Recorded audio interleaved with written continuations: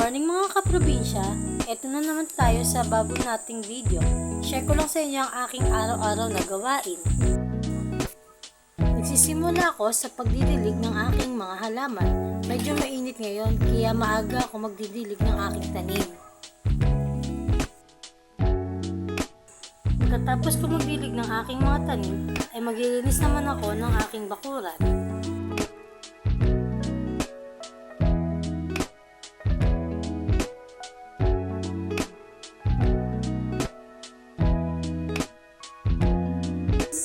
Para sa akin, mas maganda pa rin ang mamuhay sa probinsya.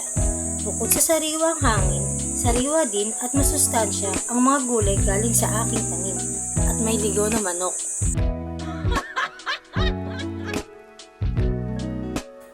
O yan, medyo malinis na.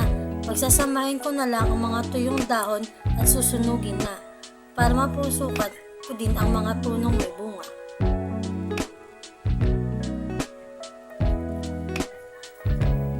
Maraming salamat po sa panonood at kita ulit tayo sa susunod na video. Paki-like and follow po. Salamat!